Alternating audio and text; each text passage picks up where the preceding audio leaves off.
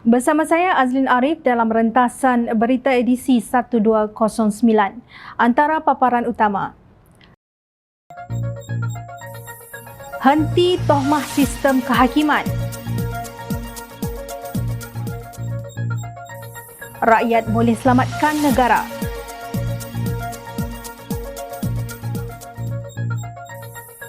Berhati-hati dengan tulang lama.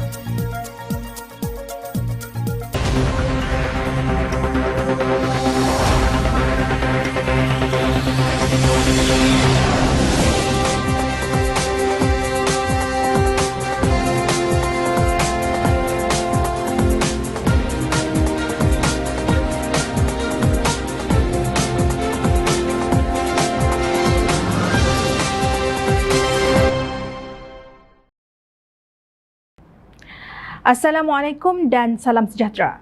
Sultan Selangor Sultan Sharafuddin Idris Shah Al-Haj menyeru rakyat agar sentiasa menghormati kedaulatan undang-undang dan kebebasan badan kehakiman yang merupakan teras dan paksi kepada kedaulatan sistem demokrasi raja berperlembagaan yang diamalkan di negara ini. Baginda bertitah bahawa Perlembagaan Persekutuan telah meletakkan martabat institusi kehakiman di satu tahap yang tinggi sebagai sebuah badan kehakiman yang bebas dan berwibawa. Badan kehakiman merupakan benteng terakhir yang perlu dipertahankan bagi memastikan pentadbiran keadilan dapat dilaksanakan dengan sebaiknya. Rakyat harus faham bahawa hakim-hakim Mahkamah Persekutuan, Mahkamah Rayuan dan Mahkamah Tinggi adalah dilantik oleh Yang di-Pertuan Agong setelah mendapat nasihat daripada Perdana Menteri dan selepas berunding dengan Majlis Raja-Raja sebagaimana peruntukan perkara 122B Perlembagaan Persekutuan. Malah Perdana Menteri sebelum memberikan nasihat kepada Yang di-Pertuan Agong berkaitan dengan lantikan seseorang hakim hendaklah terlebih dahulu berunding dengan Ketua Hakim Negara dan perlu mendapat pengesyoran dari Suruhanjaya Pelantikan Kehakiman Titah Sultan Sharafuddin. Baginda menegaskan bahawa proses lantikan yang teliti dan kebebasan kehakiman membawa pengertian bahawa para hakim yang mengadili sesuatu kes dapat mentafsirkan undang-undang berdasarkan semata-mata kepada fakta dan keterangan tanpa rasa takut, pilih kasih dan bebas daripada sebarang pengaruh yang tidak diingini. Seorang hakim telah mengangkat sumpah untuk mengamalkan kesamarataan, memelihara, melindungi dan mempertahankan perlembagaan serta bebas dari segala bentuk tekanan dalaman dan luaran. Perlembagaan Persekutuan dengan jelas memperuntukkan bahawa semua rakyat adalah sama rata di sisi undang-undang. Ini bermakna bahawa rakyat tidak mengira status, jawatan, bangsa dan keturunan adalah tertakluk dan bertanggungjawab kepada undang-undang yang sama, titah baginda. Sultan Sharafuddin juga menitahkan agar semua pihak bertanggungjawab untuk sentiasa memelihara nama baik badan kehakiman agar ianya tidak tercemar daripada sebarang bentuk pengaruh dan tekanan. Walaupun tidak menyebut mana-mana pihak, dipercayai titah baginda itu ditujukan kepada pihak yang mutakhir ini mempertikaikan keputusan 9 hakim dalam kes penyelewengan Datuk Seri Najib Razak berhubung dana RM42 juta milik SRC International Sdn Bhd. Mahu hakim dan peguam negara dilantik daripada kalangan orang yang akan patuh kepada Perdana Menteri. Ini termasuk Ketua Cawangan UMNO Batu Kif Selatan Syed Muhammad Imran Syed Abdul Aziz yang mengugut akan mengadakan demonstrasi selepas menyerahkan memorandum memohon pengampunan Najib daripada Yang di-Pertuan Agong Al-Sultan Abdullah Riayatuddin Al-Mustafa Billah Shah. Baginda mengisyaratkan tidak berkenan terhadap kelakuan sedemikian menerusi titahnya. Beta mengambil kesempatan di sini juga untuk mengingatkan pihak eksekutif agar sentiasa mendukung penuh prinsip kebebasan kehakiman dan mengelak daripada sebarang cubaan untuk mempengaruhi proses pentadbiran keadilan badan kehakiman. Kebebasan badan kehakiman memerlukan sokongan, dokongan, kefahaman dan iltizam dari semua pihak terutama dari pihak eksekutif. Sehubungan dengan itu, beta menyeru semua pihak berganding bahu dengan mengambil langkah-langkah ke arah mempertahankan dan menjamin kebebasan badan kehakiman demi kesejahteraan dan kemakmuran negara. Sultan Selangor juga menitahkan agar rakyat memberi sepenuh kepercayaan kepada sistem kehakiman negara dengan mengelak daripada melemparkan tomahan yang tidak berasas tanpa mengetahui fakta dan alasan-alasan penghakiman terhadap sesuatu kes. Sebarang tomahan yang tidak berasas ini akan mengundang persepsi negatif terhadap kebebasan badan kehakiman dan pasti menghakis keyakinan dan kepercayaan rakyat terhadap sistem pentadbiran keadilan negara. Keadaan ini juga akan secara tidak langsung menjejaskan nama baik negara di peringkat antarabangsa. Sultan Sharafuddin juga menzahirkan sokongan padu terhadap titah ucapannya di Pertuan Agong pada 5 September 2022 berkaitan dengan kuasa prerogatif pengampunan yang tidak boleh dilaksanakan sewenang-wenangnya demi kepentingan pihak tertentu. Rakyat perlu memahami bahawa proses pengampunan perlu dilaksanakan mengikut lunas undang-undang dan prosedur yang telah diperuntukkan di bawah perlembagaan dan undang-undang berkaitan dengannya. Pada hari yang sama, Sultan Sharafuddin Idris Shah Al-Haj telah berkenan menarik balik darjah kebesaran negeri Selangor daripada Datuk Seri Najib Razak dan isterinya, Datin Seri Rosmah Mansor berkuat kuasa 12 September 2022. Penarikan balik dan pembatalan keahlian ini selaras dengan kuasa prerogatif baginda di bawah Perkara 38 dan Perkara 39 Undang-Undang Tubuh Kerajaan Selangor 1959 serta Statut Darjah Kebesaran yang berkaitan dan konvensi yang diamalkan di negeri Selangor. Menurut kenyataan yang dikeluarkan oleh Setiausaha Kerajaan Negeri Selangor, Datuk Haji Haris Kasim, tindakan tersebut diambil kerana pada 23 Ogos lalu, Mahkamah Persekutuan mengekalkan sabitan bersalah terhadap Najib di atas beberapa pertuduhan yang melibatkan kes salah guna kuasa, pecah amanah dan pengubahan wang haram ke atas dana SRC International Sdn Bhd. Manakala Rosmah pula telah pada 1 September 2022, Mahkamah Tinggi telah mensabitkan dan menjatuhkan hukuman terhadap beliau atas 3 pertuduhan yang melibatkan kesalahan meminta dan menerima rasuah. Kalau pemimpin UMNO tidak faham lagi titah dan tindakan Istana Selangor itu, kita tidak tahu sindrom kebebalan apa yang sedang menyelubungi mereka.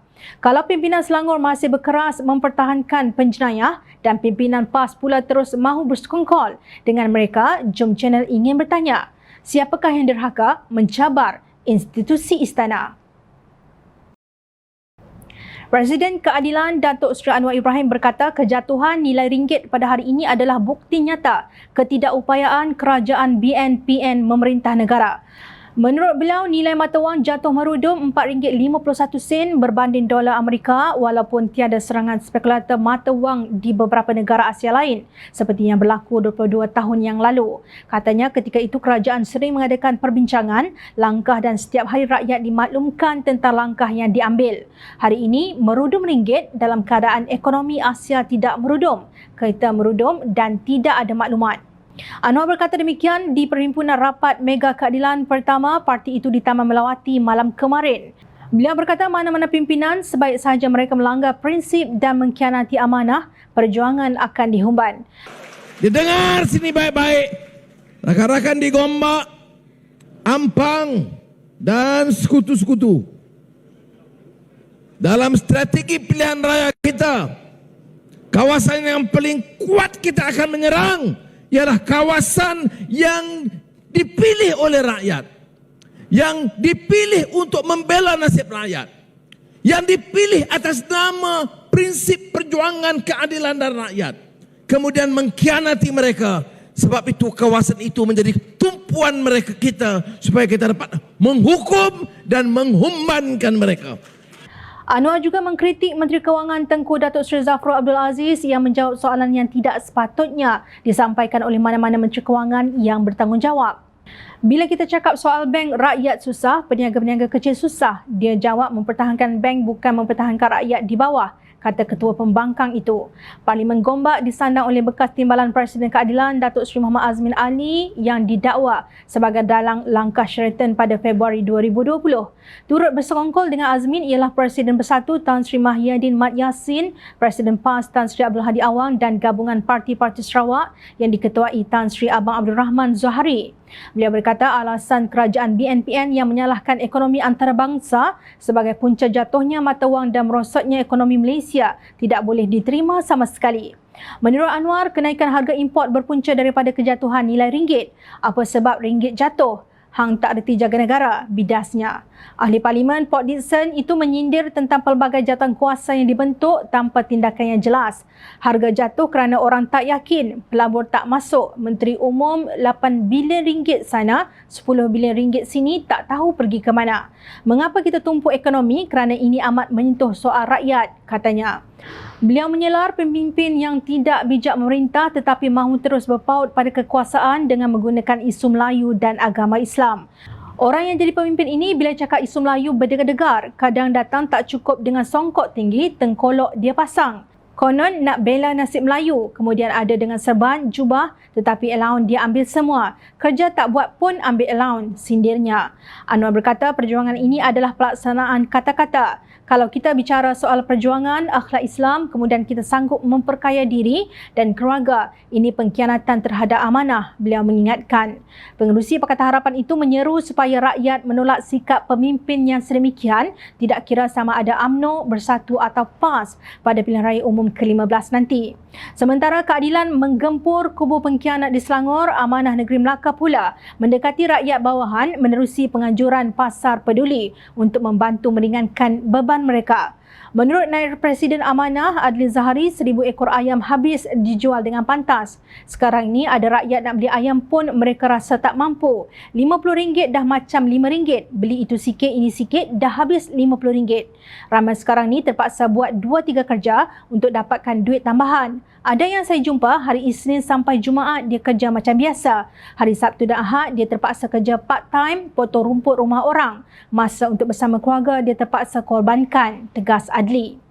Beliau menjangka keadaan ekonomi negara akan lebih sukar pada tahun hadapan. Harga barang akan terus melambung tinggi. Jika keadaan ini tidak dibetulkan, saya bimbang lebih ramai rakyat yang akan mengalami tekanan perasaan dan boleh meningkatkan kadar jenayah serta kadar bunuh diri di negara ini, ujarnya. Pemimpin UMNO dan PAS yang dahulu mengecam kerajaan Pakatan Harapan kononnya gagal menguruskan ekonomi negara, kini terkedu dengan data-data yang diterbitkan oleh agensi-agensi kerajaan sendiri seperti laporan audit negara, kadar inflasi, pengangguran, pelaburan asing dan lain-lain yang tidak memihak kepada mereka. Mungkin mereka tidak terkesan dengan kadar inflasi umum 4.4% dan inflasi makanan 6.9% itu kerana gaji dan allowance anggota Kabinet XXL sebanyak RM60,000 sebulan dan para penasihat mereka RM50,000 sebulan walaupun ada yang tak buat kerja langsung. Justru tukarlah ketika kalian masih ada peluang untuk berbuat demikian. Itulah yang sebaik-baiknya jika kita sayang anak cucu kita dan generasi akan datang. Ketua Pemuda PAS, Ustaz Ahmad Fadli Syari menyifatkan isu RM90 juta ini sebagai tulang lama yang sudah lama terperap di tempat pembuangan sampah dan hanya diserongkar oleh haiwan. Isu RM90 juta ini hanya modal basi yang diperbaharui semula. Disolek secukupnya dengan harapan dapat dijadikan cerita baharu untuk berdepan pilihan raya umum ke-15, katanya. Menurut Ahmad Fadli, pada 19 Julai 2018, ketika negara di bawah pentadbiran Pakatan Harapan dan Peguam Negara ialah Tan Sri Tommy Thomas, beliau bangun bertanya di Dewan Rakyat mencelah ucapan Ahli Parlimen Damansara, Tony Phua, yang pada masa itu sedang menyenaraikan pihak-pihak yang mendapat wang dari One Malaysia Development Berhad, 1MDB. Soalan saya, mana nama PAS? Jawapan beliau ialah saya tiada maklumat. Sila tanya Menteri Kewangan yang pada masa itu ialah YB Lim Guan Eng, bidas Fadli. Mengulang selanjut, Fadli berkata, pada 2 April 2019, sekali lagi soalan saya di Dewan Rakyat berhubung isu RM90 juta ini dijawab oleh Timbalan Menteri Undang-Undang YB Hanifah Maidin. Jawapannya masih dalam siasatan SPRM. Bahkan beliau berpesan bahawa jangan ada sebarang spekulasi. Ahli Parlimen Pasir Mas itu berkata semua kenyataan-kenyataan itu keluar ketika negara di bawah pentadbiran Pakatan Harapan. Jika benar ada dana RM90 juta disalurkan kepada PAS, kenapa semasa pentadbiran Pakatan Harapan isu tidak disiasat sehingga ke akar umbi? Yang ada ialah sekeping kertas berwarna hitam yang terpaksa ditilik berkali-kali oleh pembacanya di tengah malam kelam, sindirnya. Mengapa Fadli sentap? Mengapa beliau terkejut apabila tulang lama yang tertimbus itu muncul semula menerusi satu video tular yang memaparkan wawancara dalam program Zack Rockstar dengan pengendali Sarawak Report, Claire Russell Brown, bertajuk Get the Crooks Back Out of Power pada 3 September lalu. Dalam video tersebut, Claire Brown mengulangi dakwaannya bahawa PAS menerima wang UMNO walaupun berkata mereka tidak bersama parti tersebut. Beliau juga mendakwa Presiden PAS Tan Sri Abdul Hadi Awang berbohong. Tetapi tegas pengendali Sarawak Report itu apabila plaintiff Abdul Hadi menyedari bahawa pihak defendant Claire Brown memiliki bukti berhubung wang daripada UMNO tersebut, Presiden PAS itu panik dan mahu menyelesaikan saman tersebut di luar mahkamah. Claire Brown berkata beliau tidak mengubah satu ayat pun dalam dakwaan di portalnya. Ini bermaksud katanya dakwaan beliau itu benar bahawa PAS menerima wang UMNO. Dalam hubungan ini, Fadli mempertahankan tindakan Presiden PAS menyelesaikan kes saman terhadap Claire Brown. Isu penyelesaian saman luar mahkamah ialah hak kepada si penyaman. Dalam kes saman, jika pihak plaintiff merasakan bahawa tiada keperluan untuk saman diteruskan berdasarkan kepada kos dan sebab-sebab kesihatan, ia boleh ditarik balik dan itu tidak membuktikan bahawa plaintiff atau defendant bersalah, katanya. Beliau juga mencabar pihak berkuasa supaya menjalankan siasatan dan pertuduhan di mahkamah. Adapun yang berkuasa di dalam negara, kenapa tidak diteruskan dengan pendakwaan sivil? Realitinya, isu 90 juta ringgit ini tidak lebih daripada wayang opera lama yang ditayang semula. Dalam bahasa lain, ia tulang lama yang sudah lama terperap di tempat pembuangan sampah. Hanya haiwan tertentu sahaja yang menyelongkar sampah mencari tulang lama, tegasnya. Bagaimanapun, video berkenaan turut mengundang reaksi pengerusi DAP Lim Guan Eng. Satu video viral oleh Claire Russell Brown yang mengesahkan UMNO telah membayar rasuah 90 juta ringgit kepada PAS menimbulkan banyak persoalan serius mengenai dakwaan liar Presiden PAS, Abdul Hadi Awang, bahawa orang muka Islam dan bukan Bumiputera adalah punca rasuah di Malaysia. Demi kepentingan accountability dan ketulusan, Abdul Hadi perlu menjelaskan secara terbuka pendedahan oleh Claire, ujar beliau. Guan Eng turut menyarankan agar siasatan terhadap Presiden PAS itu diteruskan. Laporan harus dibuat terhadap Abdul Hadi kepada Suruhanjaya Pencegahan Rasuah Malaysia SPRM sekiranya Abdul Hadi enggan menjelaskan bayaran kepada Claire sebanyak 1.4 juta ringgit selepas menarik balik saman fitnahnya terhadap Claire kerana mendakwa UMNO telah merasuah PAS dengan 90 juta ringgit, tegas Guan Eng. Isu yang sama turut dibangkitkan oleh Pengarah Komunikasi Amanah Nasional Khalid Abdul Samad. Beliau menyelar sikap Abdul Hadi yang menyalahkan orang muka Islam sebagai punca rasuah. Punca yang terbesar adalah yang bagi awak 90 juta tu. Ya, Haji Hadi. Yang dapat 90 juta tu. Rasuah yang menyebabkan kamu tiba-tiba nak jadi kawan dengan UMNO. Ya? Dulu musuh UMNO. Yalah. Inilah dia. Janganlah Saya pun yang kes Sarawak Report tu sampai sekarang awak tak dapat jelaskan. Tak berani nak saman Claire. Dia kata Claire fitnah. Dia saman lepas tu tarik balik. Lepas tu dia tarik balik. Lepas tu kita difahamkan ada pula dia terpaksa settle out of court dengan Claire. Dengan jumlah yang agak besar. Dengan jumlah yang agak besar. Mana dia dapat duit tu? Khalid berkata demikian dalam satu video bersama Ketua Pemuda Amanah Kelantan Hazmi Hassan atau Jeming Hassan yang disiarkan pada 24 Ogos lalu. Sebenarnya PAS amat takut jika Pakatan Harapan kembali memerintah. Tulang lama itu akan diperiksa semula. Pesan orang tua, cakap siang, pandang-pandang, cakap malam, dengar-dengar. Jangan menganjingkan pihak yang mengutip tulang lama yang kalian cuba buang dalam timbunan sampah. Tulang lama itu jika diperiksa oleh pihak forensik, mungkin dapat dikenali pasti apa DNA-nya. Adakah ia DNA One Malaysia Development Berhad, 1MDB? Ingat, rakyat sentiasa memerhati. Teruskan bersama kami di Jom Channel dan layari portaljomchannel.net untuk mendapatkan berita politik tanah air. Saya Azlin Arif, terima kasih. Assalamualaikum dan salam sejahtera.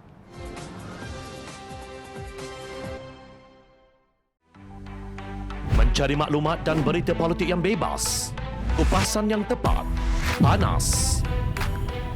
Dapatkannya secara eksklusif hanya di Jom Channel.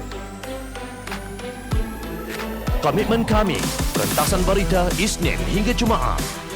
Berbicara dan isu semasa, kami garapkan secara langsung. Panel-panel berkaliber dan profesional. Interaktif, pandangan anda kami raikan. Jangan lupa bersama kami di setiap hujung minggu dalam edisi khas mingguan.